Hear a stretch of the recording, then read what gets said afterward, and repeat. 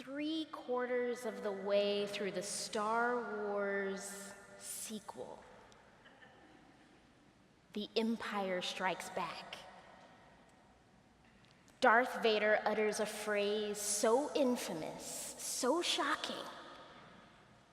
Nearly every single one of us, regardless of whether we've seen the film, has heard it and said it. I am your father. I can't resist. Turn to your neighbor and in your best Darth Vader voice, let me hear you say, I am your father. We should all stick to our day jobs. Let me recount for you that legendary scene which rocked the world of epic sci-fi films in that spring of 1980. Darth Vader and Luke Skywalker are battling each other, lightsabers in hand, while standing precariously inside a metal chamber that hovers high above the ground. At one point, the only thing keeping Luke from tumbling into the bottomless, funnel-shaped chasm beneath is a slim metal beam on which his feet are carefully placed. Luke is wearing a stained and torn jumpsuit that reveals in the splotches of blood and sweat that cover it that he is exhausted. In the heat of battle, he defiantly holds his blue lightsaber in both hands, though, spoiler alert, he promptly loses it when his opponent knocks it from his grip in the most violent of ways. Vader, on the other hand, well, you can see his costume in your mind, right? Black cape, black gloves, pointy black mask that completely covers his face, and the sound of his breath echoes through the machine-like vent that covers his mouth and his nose. I'm tempted to recreate the sound of his breathing in this pulpit microphone, but I'll do us all a favor and refrain. The visuals of this scene confirm how different these two characters are. Vader represents the Empire, the dark side, the warrior, and the evil among us. And Luke represents the Order of the Jedi, the young one, the rebellion, and the good in our midst. These two archenemies come from different worlds, and the only thing they share is their struggle against one another. But then, with 4 famous words, Darth Vader very literally flips the script. His words take the idea that these two characters are as far from each other as the East is from the West, and it flips that idea upside down. As soon as Darth Vader says, I am your father, the film's musical score swells as a way of signaling to us that this plot twist for the ages will change everything. Just when we think we're clear about how Vader and Luke are connected, or should I say, aren't connected, the utterance of I am your father brings to light that they actually share more than we could have ever imagined. They are, in fact, connected to each other in a way that cannot be undone. One is an imprint of the other, and the other is an imprint of the other. They are bound to each other. They exist within and from one another. They are family. And despite the level of difference that exists between the two of them, from this moment forward, neither of them can look upon the face of the other without seeing himself. Well, Darth Vader isn't the only one this morning making announcements that change everything we thought we knew about a relationship we thought we knew everything about. A few verses into our Hebrew lesson, and Joseph utters 4 game-changing words of his own. They're similar to Vader's, but different. Joseph says, "I am your brother." Now, as you know, we've been exploring the Telling Stories series in worship this month, and we've been diving together into the most fundamental narratives of our Christian faith. 2 weeks ago, we wrestled alongside Jacob while asking, what does it mean to contend with God? And last week, we closed our eyes and dreamed dreams with Joseph while asking, what is God's dream for us? Well, this morning, Joseph's story continues. Several chapters ago, Joseph's brothers abandoned him into slavery. And the years that followed were years of dire circumstance. In the Genesis narrative, Joseph experienced bondage and captivity, wrongful conviction, and time in prison. He, of course, loses touch with his family completely, never having any knowledge of what becomes of them. But the same knack that made his brothers so angry in the first place, Joseph's ability to interpret dreams, well, that's what eventually took him from the dungeons of jail to the royalty of the king's court. You see, the king of Egypt happened to have a few dreams of his own that needed interpreting, and Joseph was the only one who could get the job done. After the horribleness of what he'd been through, Joseph was elevated to the role of senior and trusted advisor to Pharaoh.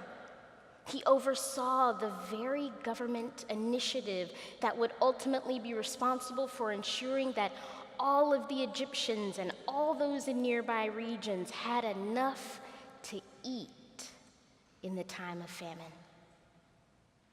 Well, sometime later, Joseph's long-lost brothers came to the resource center that Joseph was in charge of. They were seeking food and they were seeking help. And Joseph recognized them right away, but they didn't seem to know who he was.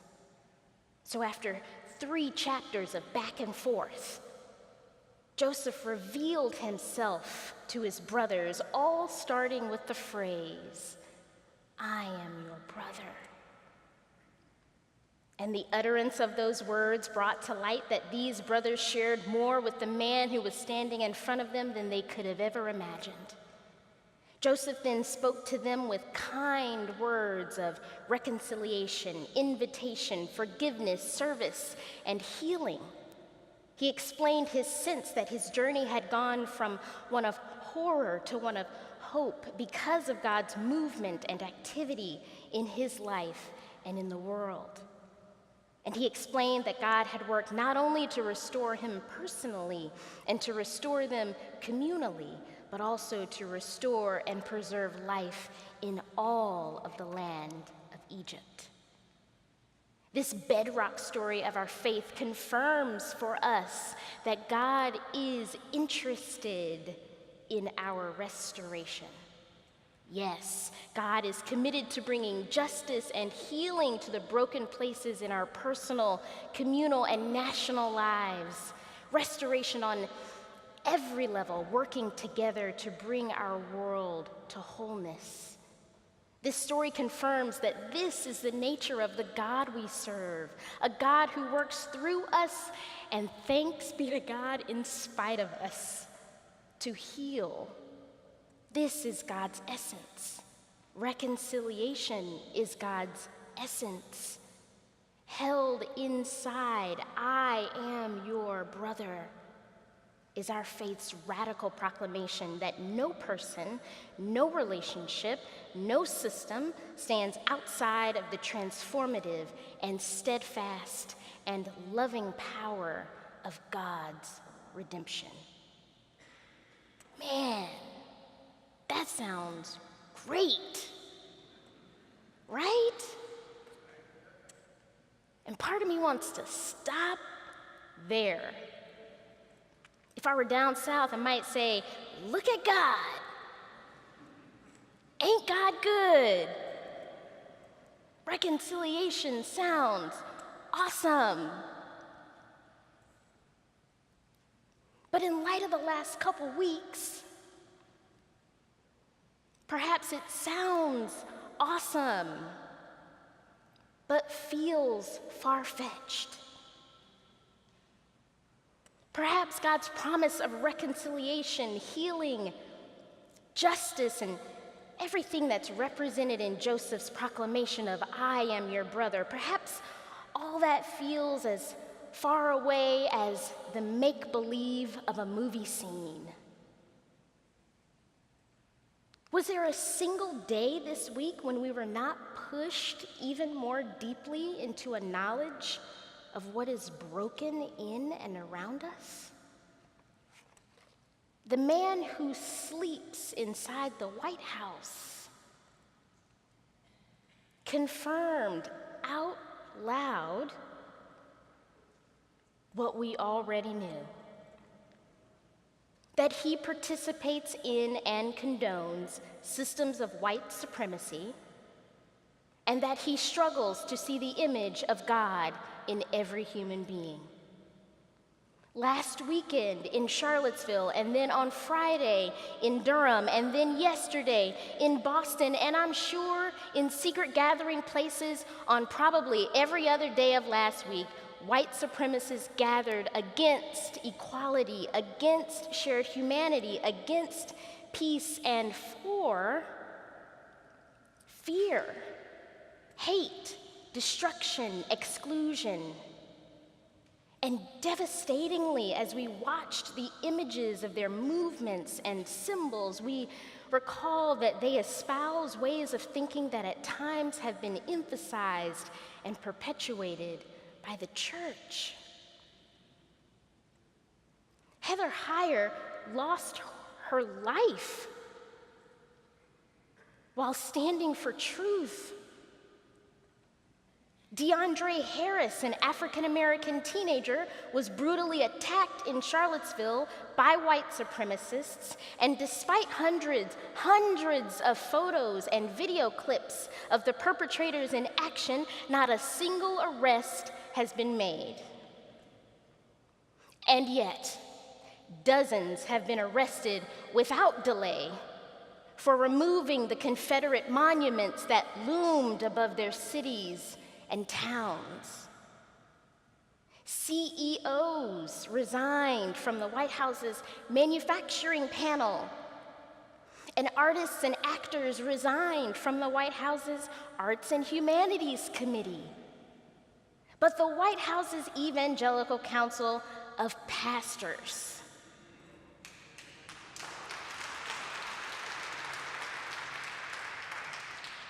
well, that remains supportive and mostly intact. And there's more. There's violence and death and loss in Barcelona. There is disease in Yemen.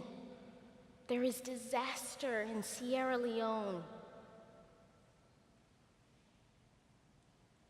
Perhaps in light of all of this, there have been moments this week when instead of feeling confident and assured that God is bringing the world to wholeness, you mostly felt afraid, or numb, or exhausted, or tongue-tied, or tired of explaining, or sad, or isolated, or unsure of who to trust, or traumatized, or shocked, or not shocked at all, or disregarded.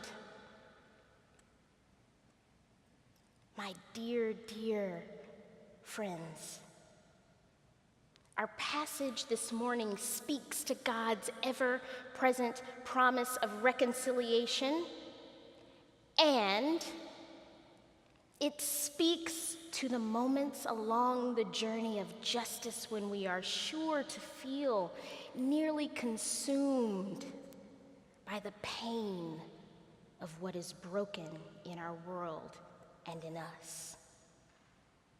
Hear this. Over the course of Joseph's interactions with his brothers, before he tells them who he is, there are three times, when while he's speaking to them, he is nearly completely consumed by grief. In each of these three instances, he is overcome, and he weeps. He weeps when he considers the pain of what is broken between them. He weeps when he considers all that has been lost in the years past.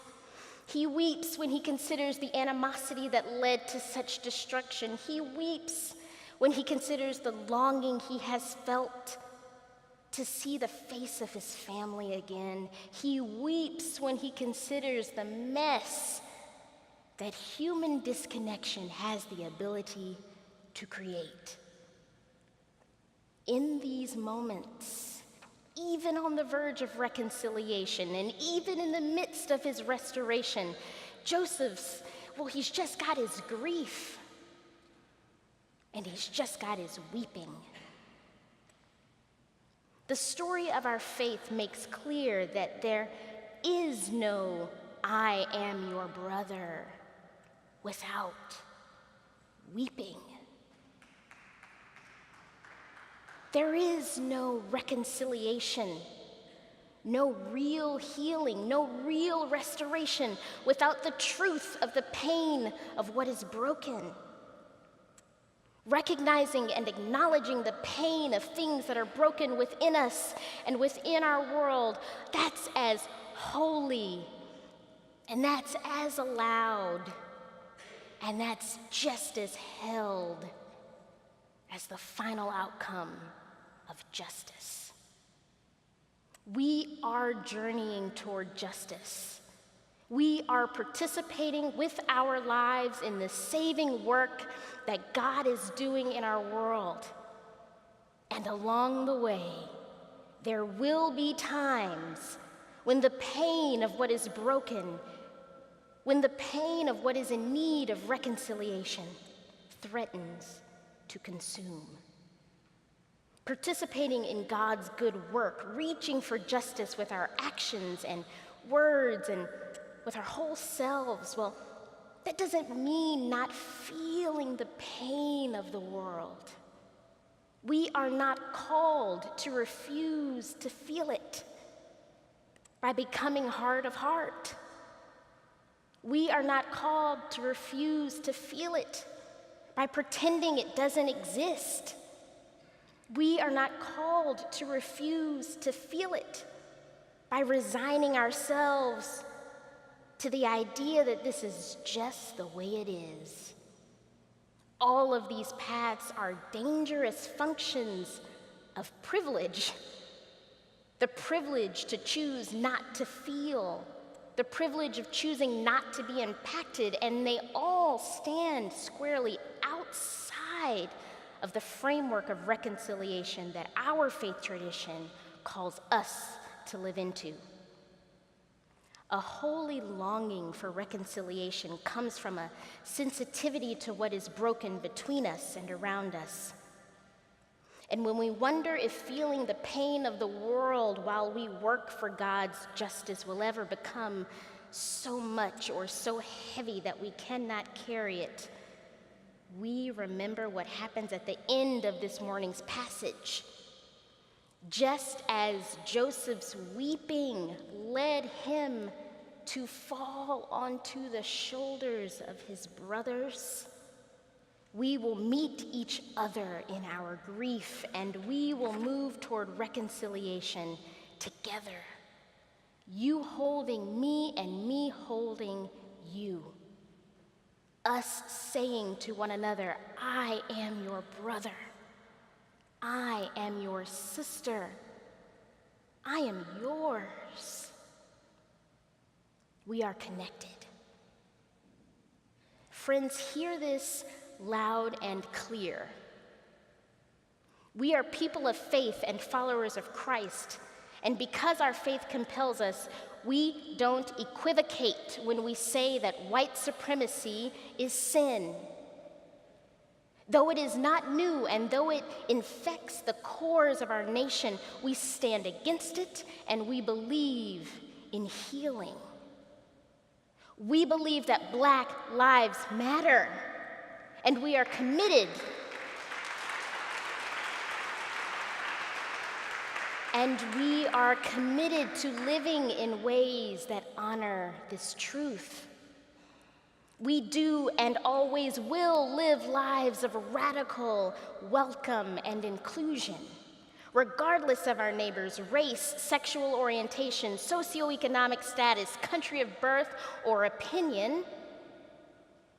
And we do it because we are convinced that every human being is fashioned in the image of God.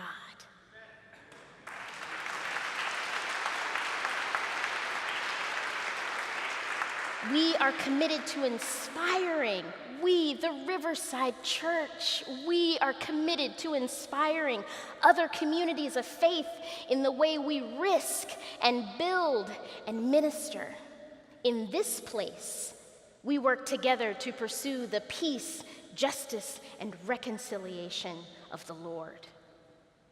Friends, if we are who we say we are, then there will be moments when the pain of what is broken threatens to consume. And maybe this morning is one of those moments for you.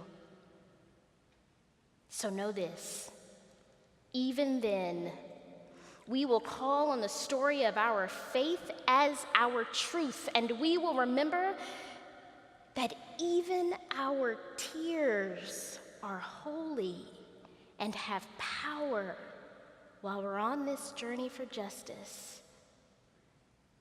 They have power to move us deeper into action for the sake of the gospel. And when I say gospel, I mean that gospel that says that we are connected to each other in a way that cannot be undone. We proclaim that we are imprints of each other, and we all bear imprints of God on our very bodies. We are bound to each other. We exist within and from one another. We are family. And despite any level of difference that exists between us, we can never look upon each other's faces without seeing ourselves. This is the word of the Lord, and God is bringing it alive in our world.